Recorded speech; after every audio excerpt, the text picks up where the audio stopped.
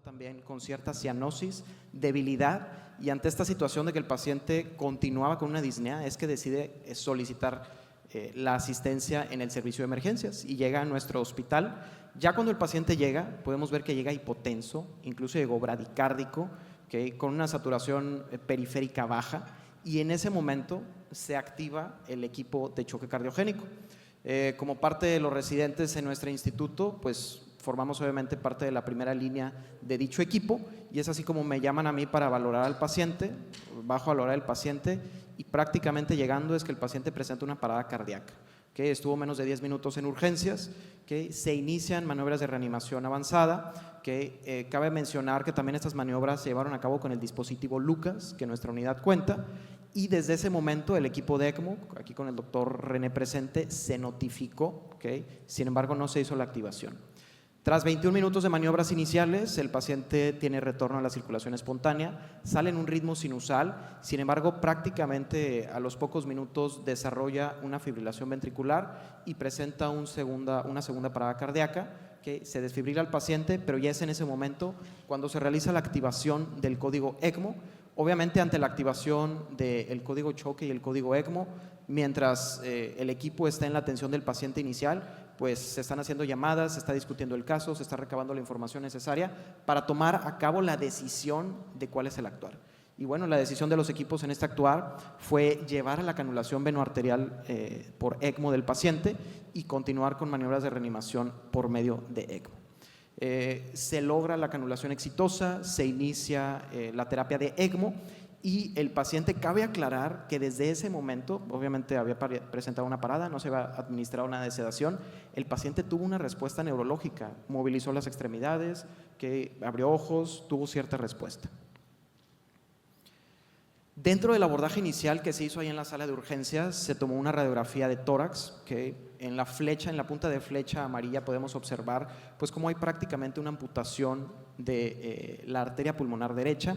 Asimismo, en la punta de flecha roja podemos ver pues prácticamente un signo de Westermarck. Se hizo también un ultrasonido POCUS ahí al pie de cama del paciente, que observó una dilatación ventricular izquierda, que un cambio en la contractilidad septal, asimismo un colapso ventricular izquierdo. Dentro de los laboratorios iniciales que se tomaron allá en emergencia, el paciente se presentó con un dímero D elevado en 39,000.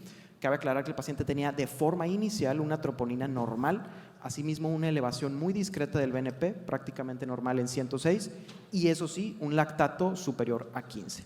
Obviamente, con todos estos hallazgos, la principal sospecha fue una tromboembolia pulmonar masiva, y por el estado clínico del paciente se decidió su pase directo a la sala de hemodinamia. Dentro de la intervención que podemos observar en la primera imagen, se realizó una angiografía pulmonar en la que se evidenció una carga importante de trombo de forma bilateral. En ese momento, recordemos que era 31 de diciembre, en nuestro centro todavía no había dispositivos de tromboaspiración, así que lo que se decidió y se llevó a cabo fue realizar una trombólisis asistida y dirigida por catéter, asimismo la fragmentación mecánica de dichos trombos. Por medio de catéteres Pigtail y guías se llevó a cabo la fragmentación mecánica, y posteriormente se hizo una administración directa de 5 miligramos de alteplasa sobre cada una de las arterias pulmonares. Recordemos que el paciente tenía el antecedente de cáncer. Sí cabe aclarar que en ese momento todavía no teníamos la franqueza de si estaba en completa remisión o no, que ya estaba canulado para ECMO. Es por eso que en decisión y junto con el equipo PERT también de nuestra institución fue que se llevó a cabo la decisión de realizar esa dosis de alteplase. Como podemos observar en la siguiente imagen, hubo una mejoría en cuanto a la reperfusión prácticamente inmediata. Y bueno, pues como quiera, aprovechando que el paciente estaba en la sala de hemodinamia, se hizo una angiografía coronaria que pues evidenció que no había enfermedad epicárdica en el paciente. Bajo estas condiciones, el paciente se lleva a la sala de terapia intensiva, que el paciente ya sedado, intubado, en ritmo sinusal normal, pero obviamente asistido por el ECMO venoarterial más el empleo de vasopresores, que en las siguientes 72 horas el paciente presenta una una mejoría cardíaca progresiva. Teníamos una FEBI inicial que se midió ya en la terapia de 46% y como podemos, el eco, y como podemos observar en la segunda imagen, podemos ver la normalización también de la dilatación ventricular importante que el paciente tenía.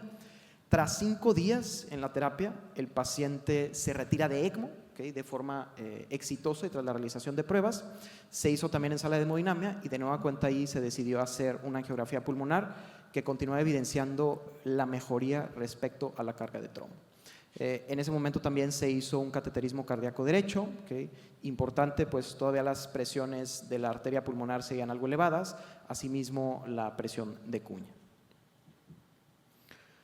Cabe aclarar que pues, la evolución de nuestro paciente no fue miel sobre hojuelas. Obviamente, un paciente bajo estas condiciones clínicas y hemodinámicas pues, es proclive al desarrollo de múltiples complicaciones y en nuestro caso pues, así ocurrió también.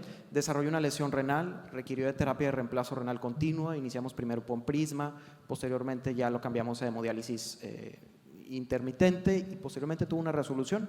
Durante su hospitalización también hubo el desarrollo de ciertas infecciones pulmonares que se aislaron ahí múltiples organismos, desarrolló posteriormente también algunos episodios de fibrilación auricular, requirió en una de las ocasiones una cardioversión eléctrica y posteriormente se inició manejo con beta blocker, que el paciente presentó también el desarrollo de un derrame pleural izquierdo, requirió incluso una toracocentesis. Y también, pues tras 2 intentos fallidos de extubación, se decidió progresar y proceder con la realización de una traqueostomía. Un punto importante que obviamente evidenciamos tras aproximadamente 20 días de estancia intrahospitalaria y una vez que la sedación se retiró por completo, es que el paciente presentaba una paraplejía. Se hizo una resonancia magnética que evidenció una isquemia espinal, una mielitis que pues obviamente condicionó un daño neurológico residual y eso sí el paciente pues no pudo volver a caminar. Como parte del seguimiento, también pues, se hizo una nueva TAC pulmonar que pues, todavía demostraba algunos defectos parciales en el llenado, pero ya prácticamente en una extensión hacia las arterias segmentarias y subsegmentarias. En el día 27 hicimos un nuevo eco que prácticamente recuperó la función ventricular a la normalidad, tanto derecha como izquierda, ya sin dilatación ventricular. Continuó obviamente con su terapia de rehabilitación física en cama y tras 47 días de estancia intrahospitalaria lo dimos de alta en una condición cardiovascular estable con manejo obviamente anticoagulante. Se decidió ahí en esa ocasión apixaban 5 miligramos cada 12 horas y continuó con su manejo de beta blocker, recordando que pues, la paraplejía permaneció como una complicación posterior a las maniobras de reanimación. Aquí un poco sobre toda la estancia del paciente. Un punto a aclarar es que su troponina inicial, si bien les había comentado que fue normal, posteriormente tuvo una elevación. El dímero D continuó elevándose, prácticamente alcanzando niveles de 140,000 y el BNP de forma inicial había estado algo estable. Sin embargo, cuando se retiró la terapia de reemplazo renal continua, hubo algo de elevación y pues posteriormente recuperó y se normalizó. Es importante que recordemos que tras la colocación de un ECMO venoarterial, el paciente típicamente se estabiliza de forma rápida, como fue el caso de nuestro paciente, y esto nos permite una ventana para que el médico, el cardiólogo y todo el equipo tome una decisión a cuál es el siguiente punto a seguir. Que acorde a las últimas guías, que el ECMO venoarterioso puede ser útil en pacientes con tromboembolia pulmonar de alto riesgo y que tengan también un colapso circulatorio o una parada cardíaca. Sin embargo, a la fecha no hay estudios aleatorizados que estudien precisamente el lugar del ECMO con o sin otras terapias de reperfusión en este tipo de pacientes. La literatura disponible actualmente pues, es muy heterogénea, sobre todo por las diferencias respecto a los parámetros hemodinámicos, las diferencias respecto a la presentación clínica del paciente. Hay pacientes que se presentan con parada cardíaca, hay pacientes que pueden tener otros factores, por lo que se dificulta de forma importante estudios comparativos. Lo que sí se ha reportado es que el empleo de ECMO venoarterial más el empleo de anticoagulación per se y por sí sola puede ser la terapia y la única terapia requerida en aproximadamente el 45% de los pacientes. Sin embargo, un grupo importante de pacientes, la mayoría de ellos, requieren de algún otro tipo de terapia de reperfusión, como fue el caso nuestro. El empleo de una estrategia de ECMO venoarterial más el empleo de una también embolectomía quirúrgica podría ser algo atractivo. Sin embargo, el estudio más grande a la fecha disponible reporta una mortalidad cercana al 30%.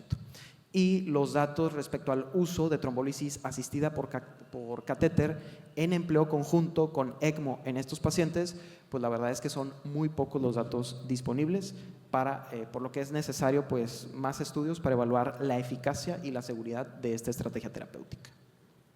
¿Okay?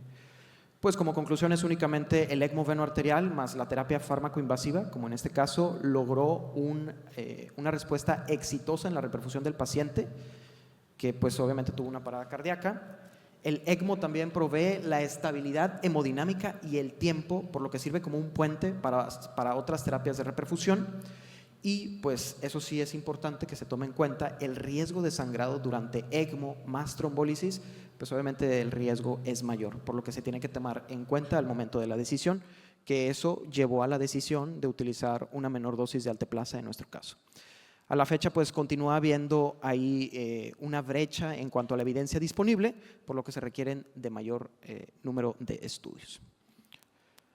Okay, y aquí pues únicamente quisiera, para ya no ser más repetitivo, terminar con el último mensaje, que sí es importante que la coordinación, okay, así como el análisis y la toma de decisiones entre los grupos de choque, los grupos, el Heart Team e incluso los grupos PERT, okay, llevan a un análisis y a una decisión conjunta, colegiada, que es fundamental para la resolución exitosa, como fue el caso de nuestro paciente. Muchas gracias. Gracias, Daniel. Muchas gracias.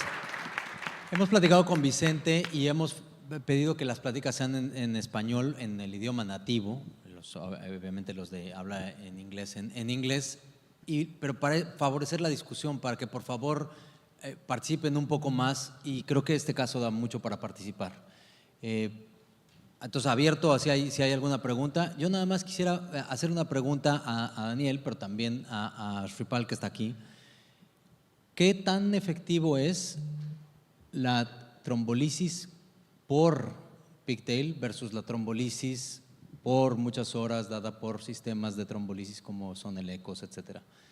¿O por qué, o sea, no sé si no había disponibilidad, o sea, la razón de por qué usar la fragmentación más la trombolisis in situ, y si hay algo de evidencia de trombolisis in situ versus la trombolisis por más horas de duración?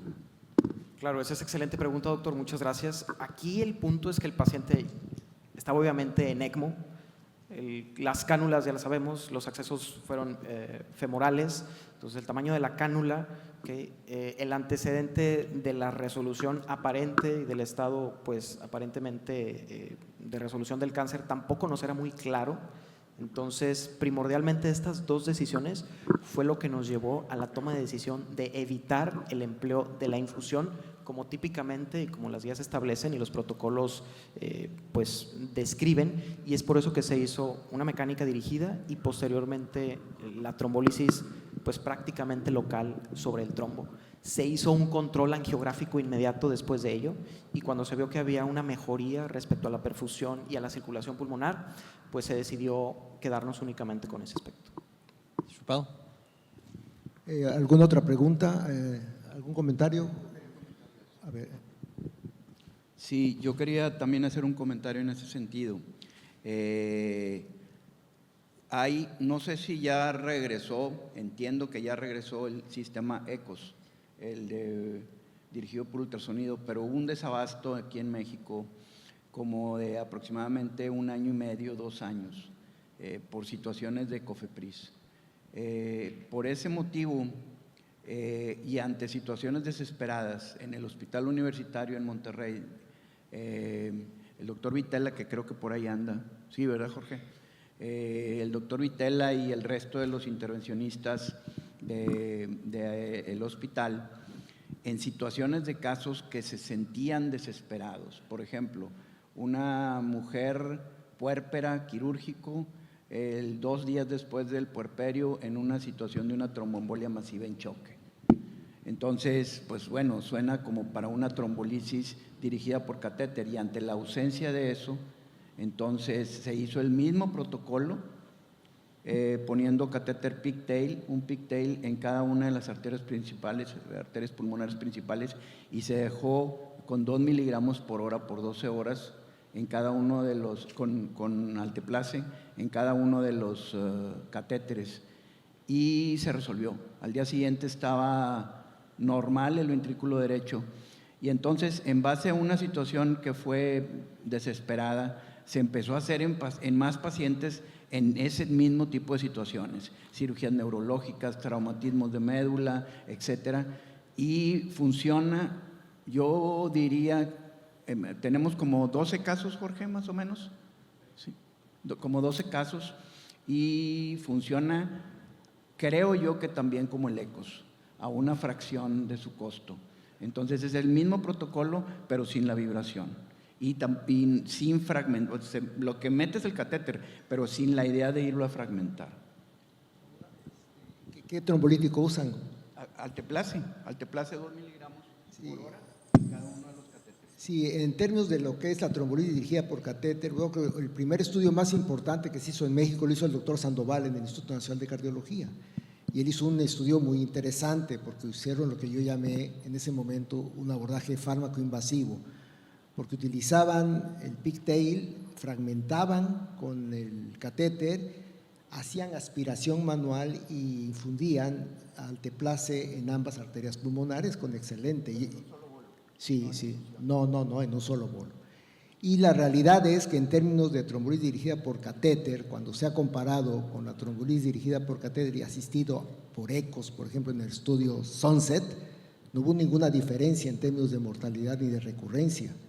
Y cuando se ha comparado la trombolitis dirigida por catéter estándar convencional con la misma trombectomía, no hay diferencias en mortalidad ni en estancia hospitalaria. Entonces significa que la trombolitis dirigida por catéter sigue siendo una opción muy importante, aunque actualmente pues obviamente está ante la presencia y el crecimiento de la trombectomía endovascular, que es otro procedimiento aparte. Pero a mí me gustaría escuchar la opinión del doctor Bangalore. En su opinión, ¿qué opina de esa dosis? ¿Ustedes cómo lo hubiera hecho? Pensando no en trombectomía endovascular, sino tener la opción de trombolitis dirigida por catéter. ¿Cuál hubiera sido su oferta del trombolítico intrapulmonar? Yeah, first of all, I mean, I think that was a great case. I mean, it's very clear. The angiogram which was done clearly showed that there was complete occlusion of bilateral pulmonary arteries, right? I mean, there is no way this patient would have been alive without the VA ECMO. So I think, first of all, I think recognizing that, putting that patient on VA ECMO was the first thing to do.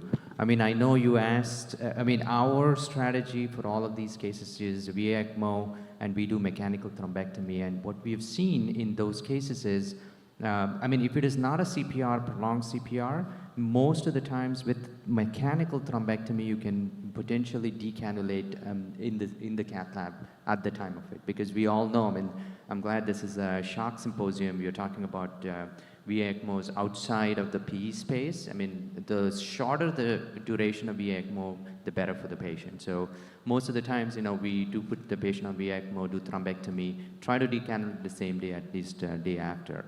But going back to your point, if you don't have that option, I think whatever was done, you know, because I remember when I was a fellow, we used to use Angiojet, and at that time, it was the same thing. We would take in pigtail catheters, spin it, try to break the clot, aspirate, or use balloons to aspirate, and then use any kind of pharmacotherapy. You know, you can use a low-dose TPA, just drip it into it to see if you can further do that. Doctor Pairó, ¿algún comentario? No, en realidad nosotros hacíamos lo mismo históricamente en el instituto. Los recursos eran muy limitados y estos pacientes que se beneficiarían de la terapia trombolitis dirigida por catéter baja muchísimo los costos con una maniobra con un pigtail en una bomba de infusión programada para 12 horas. Y tenemos también nosotros un par de casos antes de que llegara la trombectomía mecánica, que fue lo que cambió mucho el juego, ¿no? Ustedes utilizan infusión prolongada de 12 horas. Sí. Bueno, Sí. lo que nosotros usamos y lo que parece que usan en el… igual.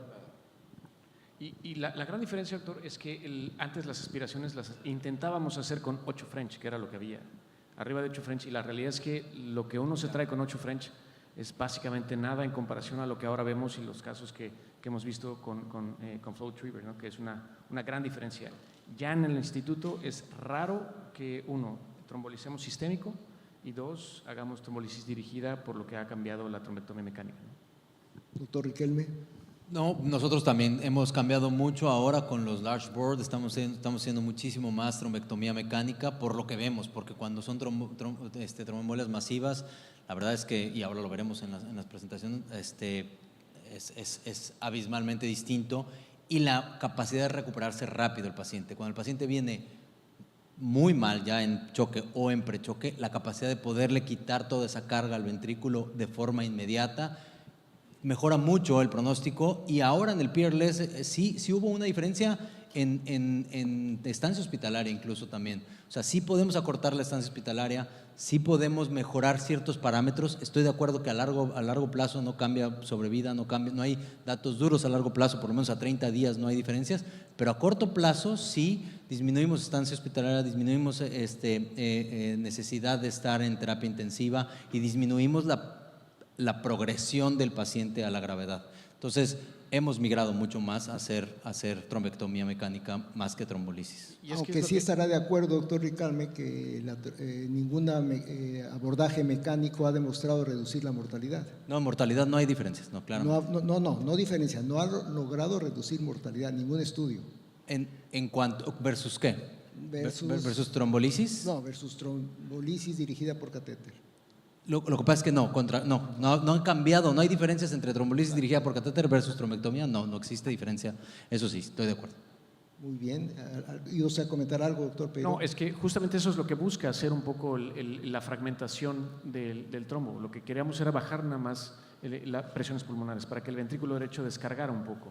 Entonces tiene todo el sentido del mundo, la gran mejoría que tienen los pacientes de manera inmediata, justo como dice Alejandro, al retirar el trombo, la mejoría es inmediata para quitar el soporte mecánico lo antes posible, ¿no? A diferencia de estarte esperando 12 horas más el efecto que tenga de lisis en el trombo y lo que tarde en recuperarse en cuanto a las resistencias pulmonares, ¿no? Juan José Ramón, ¿algún comentario? Doctor Bangalore. Gracias, Daniel. Nos movemos a la plática ahora del doctor Jerjes, que va a ser justamente trombolisis y un poco va a ser, a lo mejor ya veo que empieza a ser como una cuestión de cuál es el mejor tratamiento. El doctor Jerjes, que ustedes ya conocen todos perfectamente bien, un experto en tromboembolia pulmonar, en hipertensión pulmonar, etcétera. Él nos va a hablar de justamente la trombolisis en pacientes que tienen alto riesgo, tromboembolias de alto riesgo. Gracias, doctor Riquelme. Bueno, lo que presentaremos en un simposio de choque pues tiene que ser trombolisis en enfermos con estado de choque cardiogénico. Nuestras primeras experiencias tuvo de una dicotomía muy interesante. Tuvimos un éxito y tuvimos un fracaso.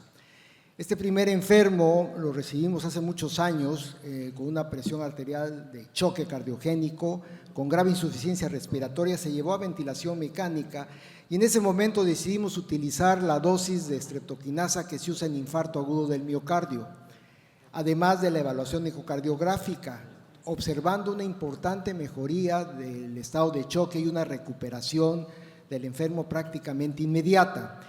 Además, este estudio nos permitió identificar cómo el electrocardiograma puede ser un indicador de reperfusión pulmonar.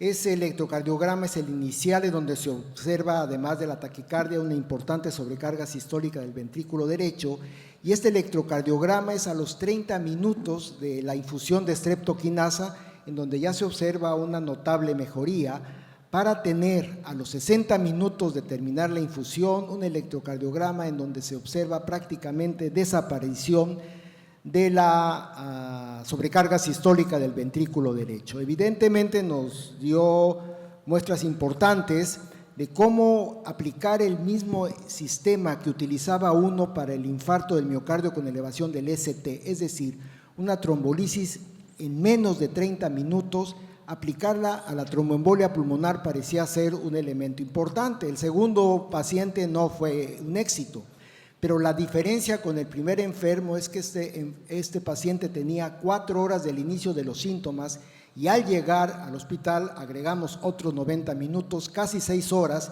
y eso nos lleva a un concepto importante que es, en mi opinión, la parte más complicada de la trombolisis, que es la tromboresistencia. Pero en este caso, además de que hubo fracaso, se identificó en la anatomía patológica un infarto del ventrículo derecho subendocárdico extenso con coronarias normales, demostrando entonces que en este caso por lo menos el tiempo también fue músculo en este caso, y tuvimos una falla. Entonces tenemos un paciente con éxito y un paciente con falla. ¿Cuál sería el siguiente punto? Bueno, el siguiente punto tendría que ser identificar la eficacia de la dosis de 1,5 millones de streptokinasa en 1 hora en un estudio aleatorizado controlado en donde se comparó con heparina la dosis de streptokinasa. Este es un estudio que se realizó con una muestra inicial de 40 pacientes. Sin embargo, al inicio, los primeros 4 pacientes que se aleatorizaron heparina no fraccionada no demostraron ninguna mejoría con la infusión de heparina, cuando en comparación a los enfermos con streptokinasa, en donde se observó una mejoría inmediata de la presión arterial, de la frecuencia respiratoria y de la frecuencia cardíaca. Los 4 pacientes en el grupo con heparina fallecieron en comparación a los 4 pacientes en el grupo streptokinasa que sobrevivieron. Y este estudio, pues por supuesto, estableció la presencia y la efectividad de este régimen de trombolítico en el paciente con choque cardiogénico secundario a una tromboembolia pulmonar masiva. Esta evidencia, junto con otras evidencias, demostraron también cómo la dosis de streptokinasa fue efectiva en el paciente con choque cardiogénico y nunca más se volvió a realizar un estudio en donde se comparara la trombolisis en paciente con choque cardiogénico o con otro abordaje terapéutico. Esa evidencia que nosotros publicamos fue suficiente para generar las indicaciones que en un principio eran 2B y después pasaron a 1B de las guías de la Sociedad Europea de Cardiología y las guías internacionales. Y teníamos entonces un éxito, pero son 4 pacientes. Realmente, ¿cuál era la seguridad y la efectividad de esta dosis? Por eso hicimos el segundo estudio, que es un estudio que se caracteriza porque tuvo 7 años de seguimiento. Y en ese estudio, con 7 años de seguimiento, nosotros identificamos que la dosis de streptokinasa en pacientes fue segura. Solamente hubo un enfermo que tuvo una complicación hemorrágica secundaria a una intubación traqueal traumática. Y de estos 40 enfermos que recibieron con otros fenotipos de tromboembolia pulmonar, 16 pacientes tuvieron choque cardiogénico. De esos 16, 4 fallecieron en choque cardiogénico y el resto de los enfermos, los otros 12, tuvieron una excelente mejoría con una reducción de la frecuencia cardíaca, mejoría de la presión arterial. Y no solamente eso, identificamos que hubo mejoría en los defectos perfusorios en el gamagrama ventilatorio. Y este estudio, pues por lo menos nos demostró, nuevamente reproduce los resultados del estudio previo en 14 enfermos, aunque 4 fallecieron. Sin embargo, esos 4 que fallecieron, ¿cuál fue su característica? Tuvieron 40 horas de inicio de los síntomas al recibir el tratamiento en comparación a la diferencia de los que sobrevivieron, que tuvieron un tiempo de inicio de solamente 2 horas de evolución. Y por supuesto que después nos movimos hacia la alteplasa, que es un trombolítico de segunda generación que superaba por mucho la farmacocinética y la farmacodinámica de la streptokinasa. Este estudio tiene 4 puntos importantes que son su principal característica. Uno, es un estudio multicéntrico que se llevó en la Ciudad de México y en 8 ciudades del norte del país. Además, por primera vez en la historia se utiliza el término de tromboembolia pulmonar de riesgo alto, la cual se definió en bases a variables clínicas, electrocardiográficas y ecocardiográficas. Otra variable importante fue que utilizamos por primera vez como tratamiento adjunto en la literatura la enoxaparina, utilizando la misma estrategia que se utilizó en el ASCEND 3, en el brazo de heparina no fraccionada, que es utilizar heparina no fraccionada ajustada al peso 24-48 horas para después migrarnos a enoxaparina. Y un cambio importante fue reducir la dosis, la infusión de alteplase de 2 horas que propuso Goldhaber a 1 hora. ¿Por qué la cambiamos a 1 hora? Porque teníamos 2 evidencias en infarto con elevación del ST, una por el doctor Martínez Sánchez, que falleció este año desafortunadamente, en donde él condujo un estudio en infarto con elevación del ST y demuestra que con 60 minutos de alteplase, que es diferente a la dosis de Newhouse de 90 minutos, no tuvo ninguna hemorragia intracraneal y solamente 7 hemorragias mayores.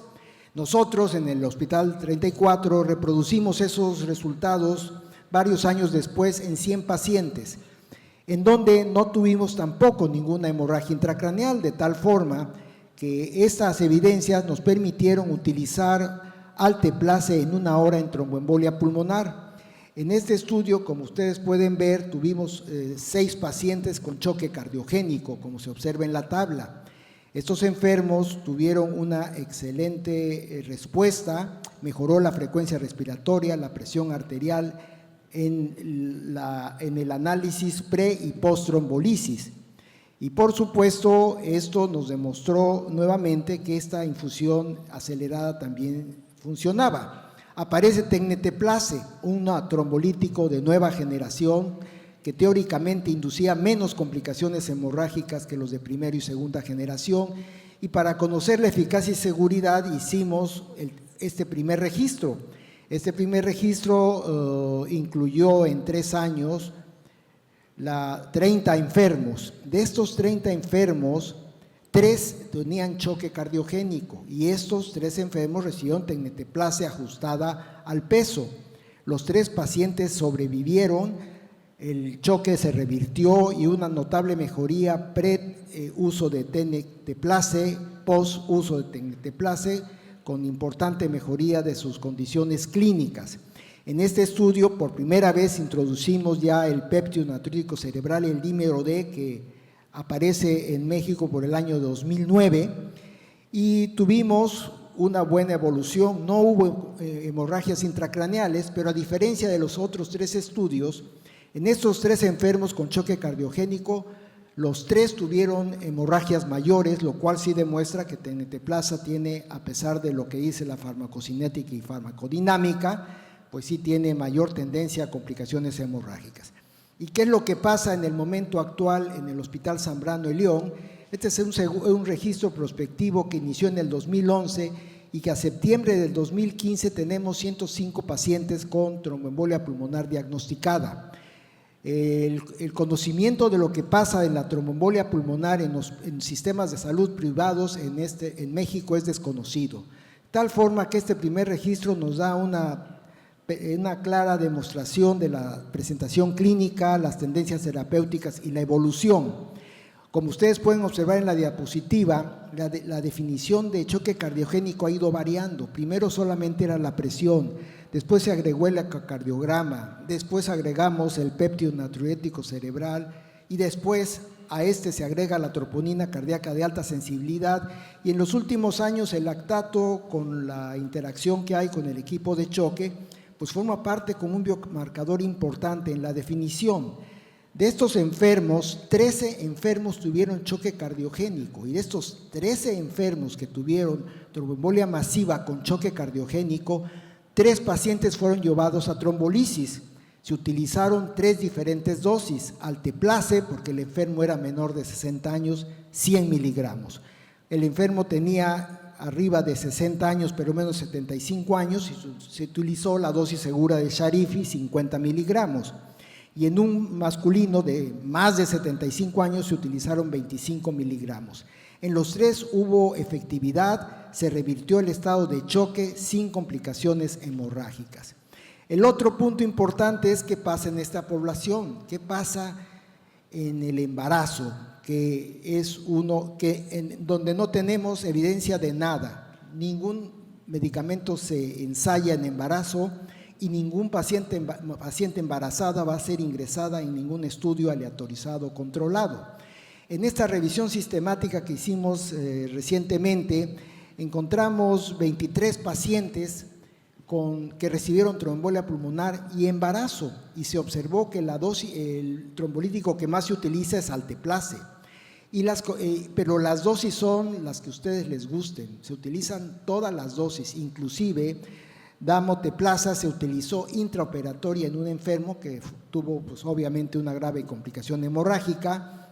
Se observó en esta revisión sistemática que específicamente la hemorragia más importante es la uterina, cuando el trombolítico se infunde durante la labor o en el posparto inmediato, y que en el niño no hubo ninguna complicación hemorrágica secundaria al trombolítico.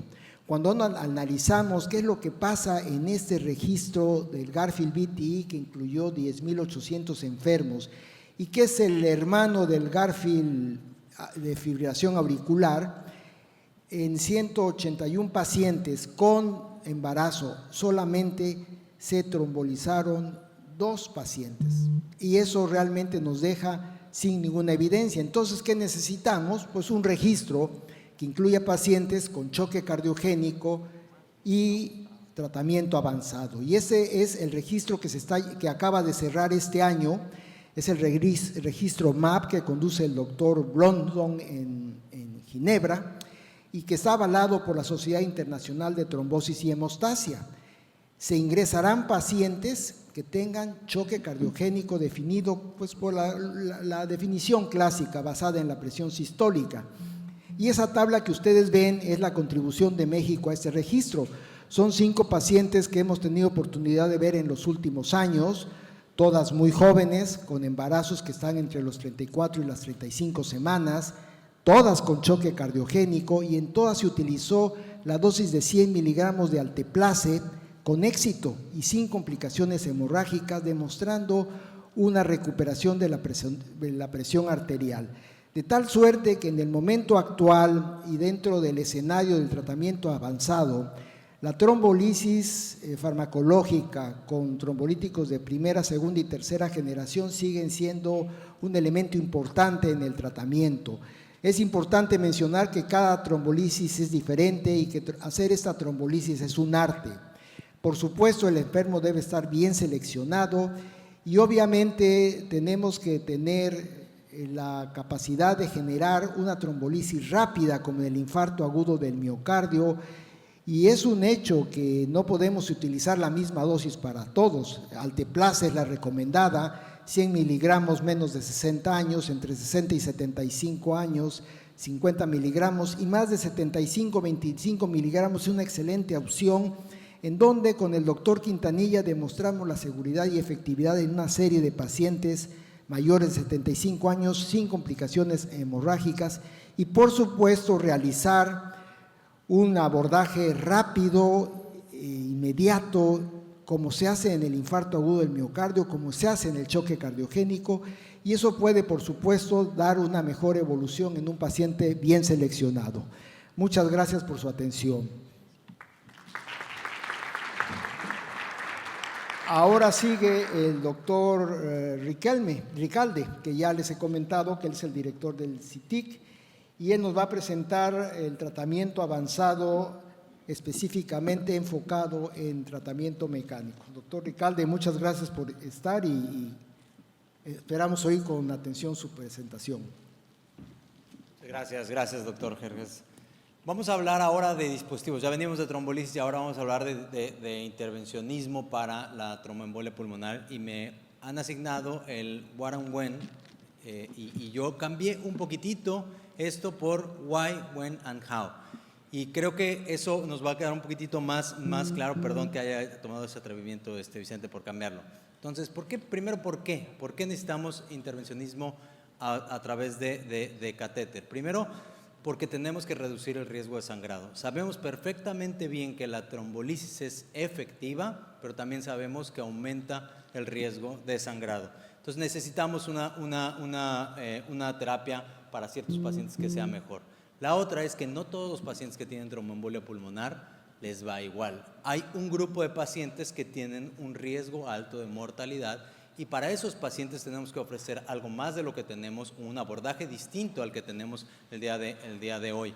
Y el tercero es que, y aquí me robo una de las reglas que el doctor Bangalore a lo mejor presentará en sus siguientes diapositivas. Él tiene varias reglas, pero la regla número 2 de él es que probablemente la presentación de la tromboembolia sea aguda, pero el trombo muy probablemente no es agudo, se formó tiempo atrás. Entonces tratar a veces con un trombolítico, con una terapia basada en lisis, puede no ser efectiva para todos los pacientes. Y esto también tiene un sustento en que la histología de los trombos extraídos son trombos viejos en muchos de los casos, con datos de mayor tiempo de evolución, y entonces quizás necesitamos una terapia que sea distinta a la trombolisis. Ahora, ¿cuándo utilizarla?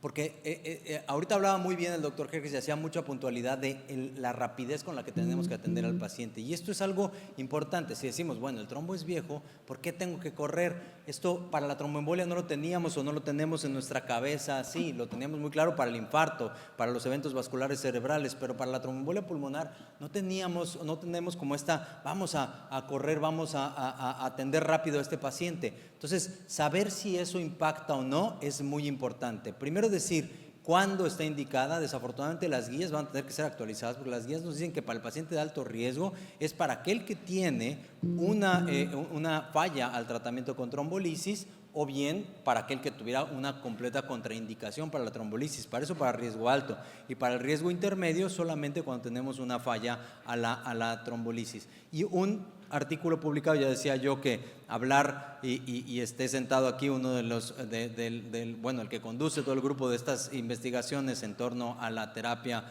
por catéter para tratar la tromboembolia pulmonar, pues espero hacer las cosas bien, pero me encuentro con esto cuando hablamos de cuándo, y me encuentro con este artículo publicado este año por el doctor Bangalore y todo su grupo, en donde pacientes con riesgo intermedio hicieron este análisis de forma retrospectiva. ¿Hay alguna diferencia entre usar este abordaje rápido mecánico para pacientes o basada en catéter para pacientes que tienen riesgo intermedio antes o después de las 12 horas? Tiene cierto impacto, y lo que vieron claramente es que en el compuesto primario de los resultados hay una diferencia claramente significativa cuando hablamos de todas estas 4 cosas juntas, ¿no? Cuando hablamos de descompensación hemodinámica, cuando metemos mortalidad, no en lo individual, pero sí en el compuesto, hay una diferencia entre tratarlos tempranamente y tratarlos de forma tardía. Igual viene para la necesidad de reanimación, como también para la readmisión a 90 días. Y cuando hacen el análisis, ojo, es de la presentación, no es del inicio de los síntomas, de la presentación. Cuando hacen el análisis, vean cómo el grupo que tiene un tratamiento más tardío de 12 horas tiene muchos más componentes de este score que todos usamos, que es el PESI.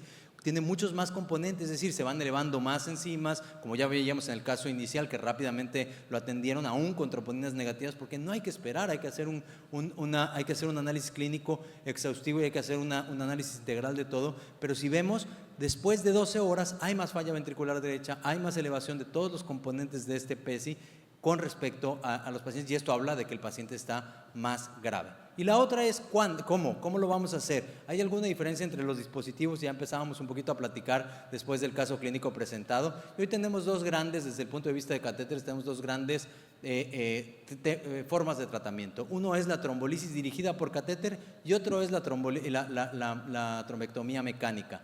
Dentro de la trombolisis dirigida por catéter ya decíamos, bueno, está la parte de poderlo hacer de una manera un poco más casera, con el pigtail en la infusión, etcétera, que funciona bien, pero también existen sistemas dedicados para esto, como son el ECOS para una larga duración, que además tiene el efecto del ultrasonido. Y tenemos por el otro lado lo que es la trombectomía mecánica, de la cual tenemos al menos estos dispositivos. Ya Angiovac viene llegando a México, y entonces tenemos estos dispositivos hoy disponibles, y hablaremos un poquitito de estos. Quiero presentarles este caso que nos hizo favor de compartir el doctor Mauricio Curi, de una mujer que llegó al hospital, de 41 años, que estaba tomando tratamiento con intenciones de embarazarse, y que llega ya en choque cardiogénico, y vemos claramente una tromboembolia pulmonar bilateral masiva. Le ponen la terapia de trombolisis dirigida por catéter con el sistema de ecos, la paciente recupera, va muy bien y en el seguimiento le va muy bien. Pero esos no son todos los casos y para algunos casos esa trombolisis que toma tiempo, etcétera, y que tiene también un mayor riesgo de sangrado, pudiera no ser suficiente. Entonces, lo que es trombectomía mecánica es como lo más novedoso en el tema de intervencionismo para la tromboembolia pulmonar, y tenemos de diferentes tamaños de dispositivos, tenemos los de mediano tamaño, tenemos los de grande tamaño, y tenemos este sistema nuevo que es el sistema de succión del AngioVac, que va conectado también a una bomba de ECMO. Este es uno de los muy primeros casos que hicimos en el grupo, y con Gerardo trabajamos juntos en el mismo grupo. Una mujer muy joven de 28 años tomando terapia hormonal porque tiene ovario poliquístico, que llega justamente con un riesgo intermedio, pero con un deterioro que asumíamos que podía ser progresivo. La tomografía, una clara tromboembolia pulmonar de forma bilateral. La metimos a la angiografía y vemos cómo claramente toda la parte basal y media de ambos pulmones está completamente tomado, después de estar ahí trabajando justo con este large bore device, que es el FlowTriever de Inari. Pudimos extraer una muy buena cantidad de trombos, la paciente se recuperó y le fue muy bien. Este es otro caso también del grupo, 74 años, este paciente ya no es de riesgo intermedio, este es un paciente ya de alto riesgo que llega también con una tromboembolia masiva del lado derecho. Claramente se ve como justo con esta trombectomía basada por catéter en este mismo sistema de trombectomía de large bore de Inari, con el FlowTriever se logró recuperar una muy buena cantidad de trombo, y el paciente clínicamente mejoró mucho, mejoró su presión sistólica de la arteria pulmonar, mejoró el ventrículo derecho. Esa es la gran ventaja de hacer la trombectomía mecánica. Y cuando hablamos de la comparación entre ambos tratamientos, ya sea la trombolisis basada por catéter o bien large bore, el dispositivo large bore, tenemos este año publicado el Peerless, que el doctor Jaber presentó justo el año pasado en el TST, en donde compararon en ambos grupos tratamiento guiado por catéter, trombolisis guiada por catéter, y hablo no solamente de ecos, hay varios dispositivos que están incluidos ahí contra el FlowTriever, y lo que se observó después de que hayan hecho una muy buena aleatorización, etcétera, es que el punto primario, es decir, ahora les voy a decir todos los que componen este punto primario, es claramente a favor de la trombectomía mecánica. ¿Y cuáles son los puntos que hicieron que fuera claramente a favor? Fueron, primero, esto que les decía, el deterioro del paciente, o el bailout, o la necesidad de un bailout, una terapia de bailout porque no funcionó nuestro tratamiento inicial. Es mucho mejor el resultado cuando es basada con trombectomía mecánica. Sin duda, esto que decía yo de necesidad de llevar a la terapia intensiva, que ojo, esto puede estar un poquito mal o sesgado. ¿Por qué? Porque algunos hospitales, por protocolo, cuando tienen trombolisis pasada por catéter, tienen que estar los pacientes admitidos en terapia intensiva. Entonces esto podría estar un poquito sesgado, pero lo que no es la estancia en terapia intensiva, que claramente es a favor de la trombectomía mecánica versus la trombolisis in situ. Pero como bien decía el doctor Jerez, cuando se hace el análisis a 30 días no hay diferencias en mortalidad, no hay diferencias en rehospitalización. Y esto es lo que viene para trombectomía y trombolisis basada en catéter para los próximos años. Se va a comparar justamente en este Peerless contra contra anticoagulación sola en aquellos pacientes que tienen contraindicación para la trombolisis, y ahí veremos, y yo creo que ahí sí va a poder haber una diferencia desde el punto de vista estadístico en cuanto a mortalidad, el poder quitar mecánicamente este trombo versus solamente mantenerlos con anticoagulación. Entonces, como conclusión, quiero decir que primero, tomemos a la tromboembolia pulmonar, sobre todo en aquellos que tienen estos PESIs intermedios altos o altos, como una enfermedad que tiene que ser tratada de forma rápida, aguda, que el tratamiento no puede retrasarse como por mucho tiempo se creyó, y esto es porque sí hay una clara diferencia en el pronóstico de los pacientes. Después, hagamos esta estratificación en todos nuestros casos, porque eso es lo que nos va a decir cómo debemos de actuar, y si decidimos que es una terapia basada en catéter, hay que tratar de elegir la terapia más adecuada, y sin duda creo yo que todos los estudios que están por salir van a hacer que las guías se modifiquen, porque necesitamos de esto. Muchísimas gracias.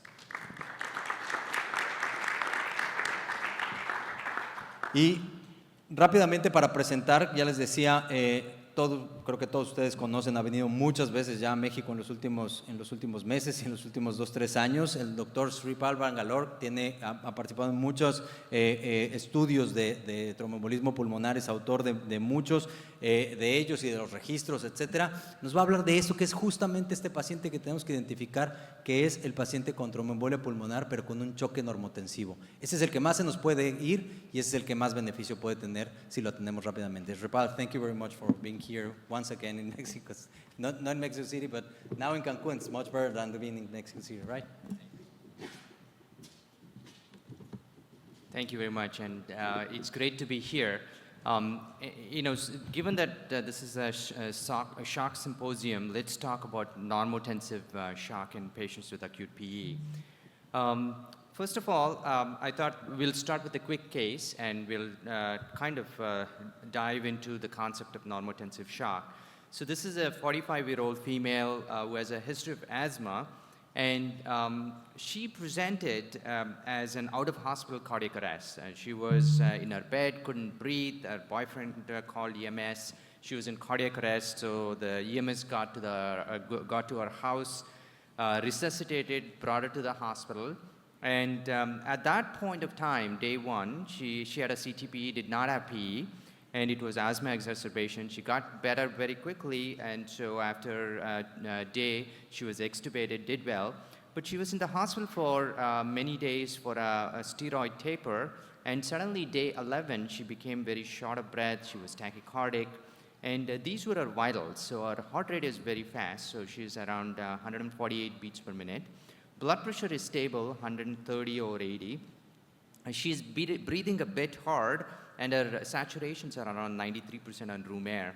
And some of the initial labs we had around that time was troponin was elevated, BNP was elevated, D-dimer was markedly elevated, and lactate at this point is only 1.3. So clearly, the patient was very clear that this didn't feel like her usual asthma exacerbation. So she got a CTPE, so this is a patient who is at an outside hospital, and you can see here on the CTPE that she does have a lot of clots. So here you can see the saddle PE that I'm outlining, and as we go down the images, you can see a lot more clot in the right pulmonary artery, also clot in the left pulmonary artery, and she has a dilated RV showing that she has a RV strain, so the RV-LV ratio is much dilated. So traditionally, how did we re-stratify this patient? So this is a patient from an outside hospital. So we would ask the question, two questions. Is the patient unstable? And typically we mean when we ask the patient whether the patient is unstable is the blood pressure low? Clearly her blood pressure is 130, so I can tell you that she is not unstable from the traditional hemodynamic re-stratification. Is she requiring a lot of oxygen? Not really. She was saturating around 93, 94 on room air, so she did not need a lot of oxygen. And the outside hospital, when they called us around 8 p.m., asked us, should we transfer the patient to you, or should we just anticoagulate and transfer to in the morning? We told this team that we are very concerned about her because of what we use, and we'll come back to the re-stratification that we use. And we said we need an emergent transfer. It wasn't even an option to say, okay, you can transfer the patient tomorrow morning.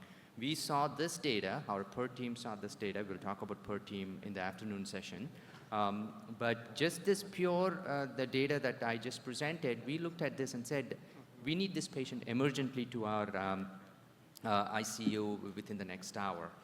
We'll come back to this patient, but if you look at ESC risk stratification by ESC criteria is we divide patients as a low risk, intermediate risk, and high risk PE. And that's purely based on three parameters. The first and topmost parameter is the patient hemodynamically stable. And then we look at RV dysfunction on TTE or CTPA and cardiac troponins.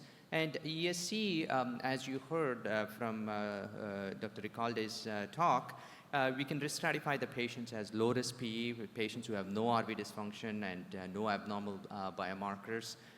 We can classify them as intermediate risk PE if they have RV dysfunction or abnormal biomarkers, and we can also classify patients as high risk PE if they have hemodynamic instability. So mortality with low risk PE is 1%, mortality with intermediate risk PE is 3 to 15%, and high risk PE is similar to what the majority of this conference is about, patients in shock and a mortality of around 30%. So first of all, if you go back to that previous slide, I said the mortality with intermediate risk PE is 3 to 15%. I mean, that 3 to 15% is higher than what we see for an acute STEMI, which is uncomplicated. So in the US, the 30-day mortality with uncomplicated STEMI is less than 3% in majority of the hospital. So if that threshold exceeds that 3%, many a times, I mean, there is public reporting and there is likely a problem within your system, but in general, we accept uncomplicated STEMI mortality at 30 days of less than 3%. But here, we have intermediate risk PE where the mortality exceeds that of STEMI, and I can tell you in most cases, we are not doing the same urgency that we do for STEMI patients. So first, let's ask the question, what are the patients with pulmonary emboli dying from? And this is what they are dying from. This is a spiral of RV obstructive shock. And let's go over this quickly. So first of all, when you have a PE, so there is clot in the lungs, which causes increased afterload. Increased RV afterload causes increase in RV wall tension, which in turn increases the RV oxygen demand. The RV oxygen demand results in RV ischemia and decreased RV contractility. The decrease in RV contractility causes a decrease in RV output, which in turn reduces your RV preload, decreases your cardiac output, and decreases your systemic blood pressure. So the reason I decided to actually read through the entire pathway is not to waste your time, but just to tell you the fact that it took me a while to say low blood pressure. So the problem with current management of PE is we wait for the patient to have low blood pressure. And I showed you here, by the time the patient develops low blood pressure, we are actually too far into that spectrum of obstructive shock. So the question is, can we identify patients here who are at normotensive shock or at risk for shock so that we can institute aggressive, appropriate therapies so we can actually prevent this RV spiral and potentially reduce the risk of morbidity and mortality in these group of patients. So first of all, what I want to emphasize is PE is a hemodynamic problem. I mean, there are words, pulmonary emboli. Many people are mainly focused on thinking that it's an oxygenation problem, but it's actually a hemodynamic problem, and that's why it's very relevant for a conference like this to talk about PE, because it's really a hemodynamic problem. And we know from acute MI space that there is a concept of normotensive shock. And so in acute MI space, there is patients have overt shock, and there are also a group of patients where the blood pressure is okay, but their cardiac index is low. So this is normotensive shock in acute MI space. Judy Hockman from my institution and others published this data. This is almost 25 years ago, looking at normotensive shock in acute MI patient. And what they showed was these are the patients, even though their blood pressure is stable, you have to take them very seriously because they are more likely to have hemodynamic deterioration. They're more likely to need vasopressors. And if you look at their in-hospital mortality, it's very, very high. I mean, think about a situation where your blood pressure is stable, but you're still dying. And so the recommendation in acute MI normotensive shock is to consider aggressive management in these group of patients.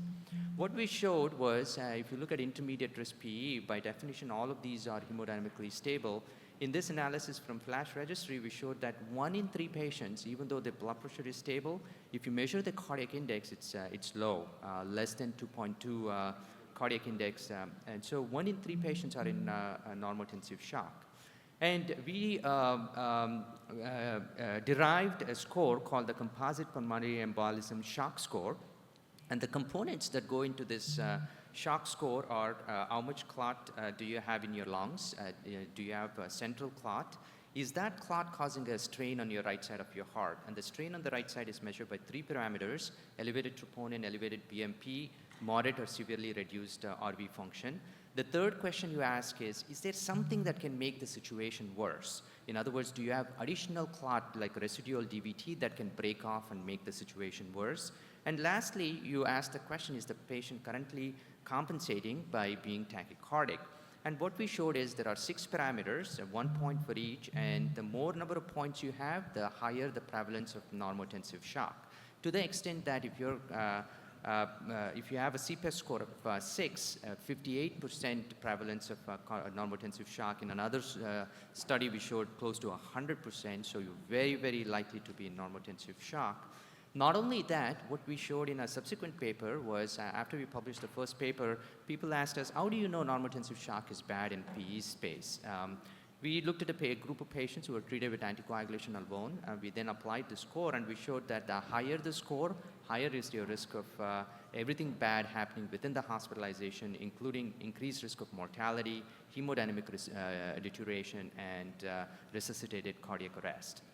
We also showed that this particular score provides incremental value about, over ESC risk stratification. And more recently, we compared, I mean, this is our latest publication within the last month, comparing various risk scores. The PE space tends to be confusing.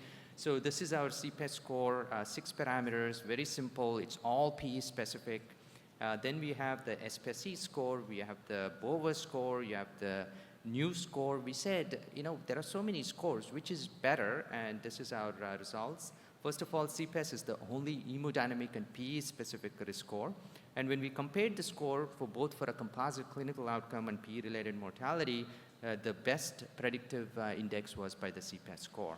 So we showed that the CPES score outperforms other risk scores, not only in predicting hemodynamics, but also PE-related outcomes. So going back to a particular patient, I said, even though the patient was stable, not on a lot of oxygen, we said transfer to us ASAP, because our per team, we go with the CPES score. We calculated our score to be 6. And what does a score of 6 mean for our particular case? We said our risk of in-hospital death is around 40%. Risk of her becoming hemodynamically unstable is also 40%. So in other words, in the hospital, she's more likely to become unstable. So she comes to the hospital, she's in the ICU, so the team puts in a radial A line, and immediately you can see from being stable an hour ago, she's now unstable. So she was started on dobutamine, she was also started on pressors, Levophed for low blood pressure. At this point of time, we were ready in the cath lab, so we took her immediately. We were able to stabilize her with dobutamine and pressors at that time. Took her to the cath lab. And these are our initial hemodynamics. PA systolic pressure is 55. Cardiac index, despite being on dobutamine, is very low, 1.5. I must say, though, I treat a lot of acute MIs, but PE are the patients where I see very, very low indices. I mean, some of the patients' cardiac index has been around 1. We did large bore mechanical thrombectomy. This is the amount of clot we took out. And you can see at the background, you can see my fellow's face. He has a very content look on his face saying, okay, we did take out a lot of thrombus here. What is more impressive was the hemodynamic response. So you can see immediately the heart rate comes down significantly. Our PA pressures are completely normalized. Here you can see our cardiac index improves. It's a 30% improvement on the table. And you can expect that within the next hour or two, the cardiac index will continue to go up, because this is an obstructive shock. Once you remove it, the patients normalize very quickly. More recently, since there was a lot of talk about SCAI stages, there have been a couple of groups looking at adopting the SCAI stages for PE. And if you look at the SCAI stages, SCAI shock stage A and B may likely correspond to intermediate high-risk PE. And the other categories, C, D, and E are high-risk PE. This is some data. We are working on our data, looking at can we use the SCAI shock stage and predict outcomes, and clearly preliminary data, but clearly showing that we potentially can predict outcomes in these group of patients. Just to summarize, I mean, just because the patient's blood pressure is stable in acute PE doesn't mean that they have a good prognosis. PE is a hemodynamic problem. 1 in 3 such patients are in normotensive shock. So if you measure their cardiac index invasively or even on echocardiogram, they do have a low cardiac index.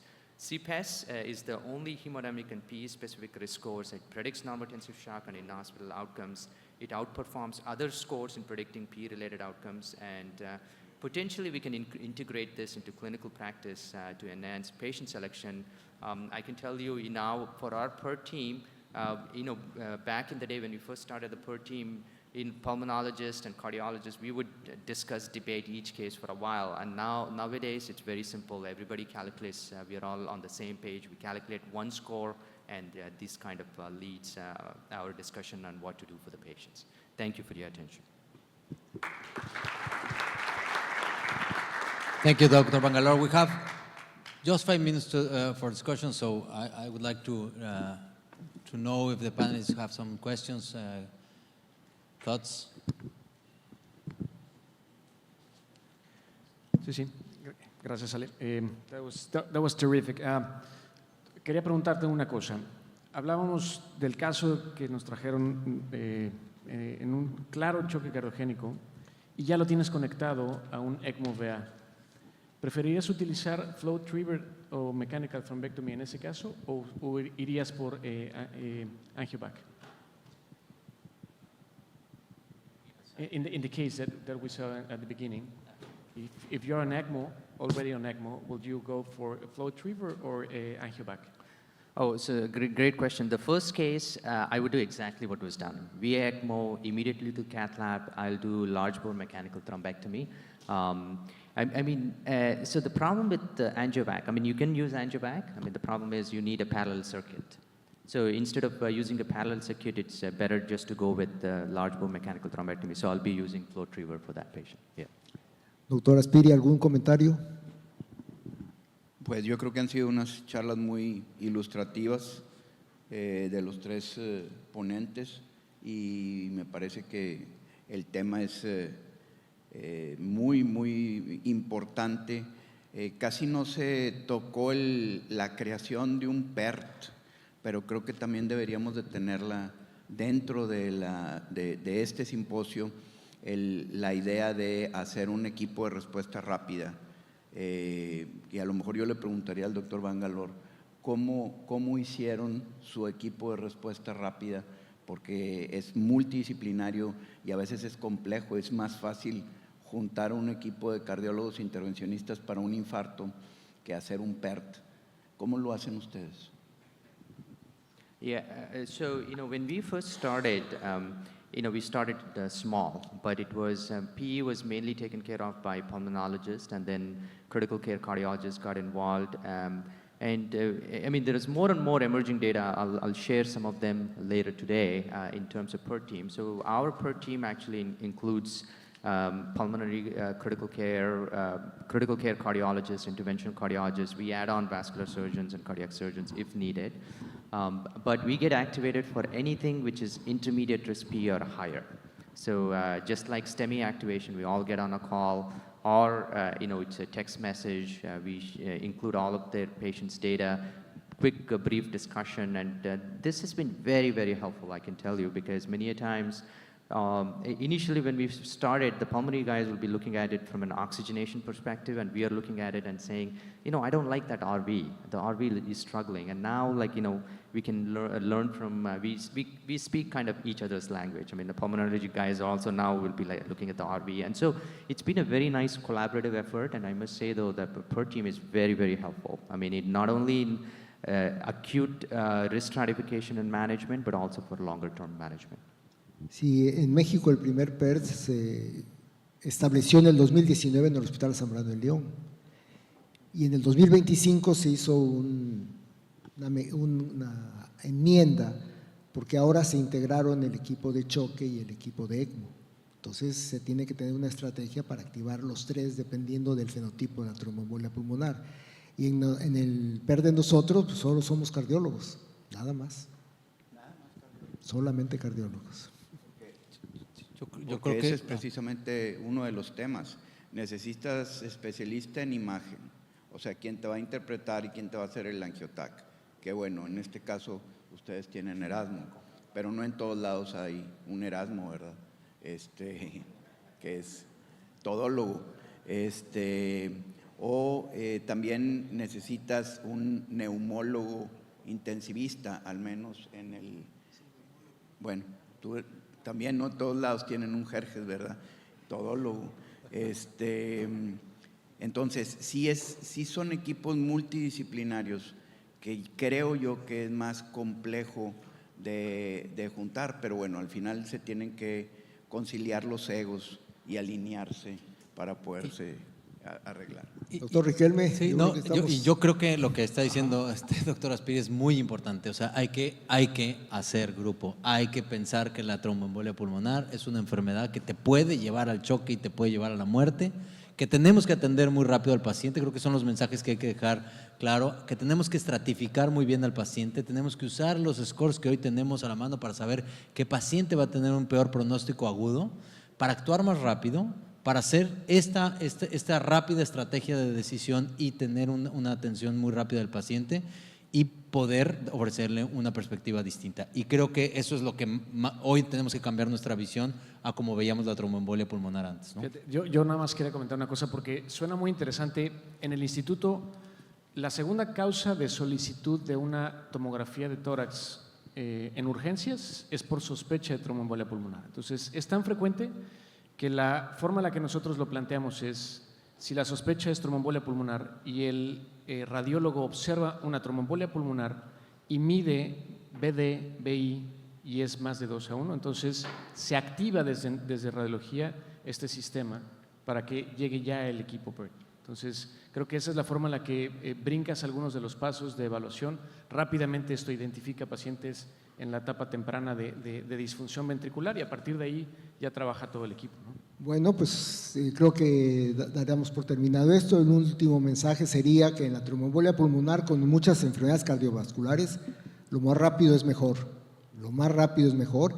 Y creo que es importante tener todas las herramientas terapéuticas, porque a veces no está el intervencionista, a veces la sala está detenida porque está en mantenimiento, y tener un trombolítico tampoco sobra. De tal forma que yo le agradezco mucho la participación al doctor Riquelme, al doctor Peiró, a mi querido amigo José Ramón Aspiri y al profesor Galore por este excelente simposio. Muchas gracias y que sigan disfrutando.